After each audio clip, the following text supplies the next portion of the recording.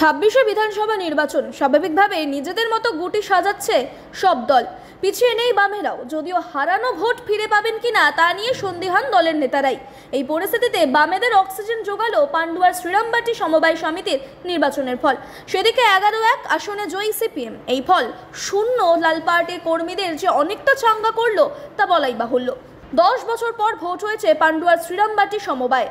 বিগত এই 10 বছর তৃণমূলেরই দখলে ছিল সমবায়টি, এবার তা কার্যত ছিনিয়ে নিল লাল পার্টি।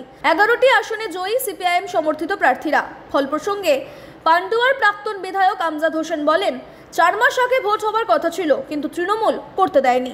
ওরা জানতো তাদের উপর মানুষের আর ভরসা নেই। 10 বছর ধরে তৃণমূল এই সমবায় দখল করেছিল, সমবায়কে লুট করেছে।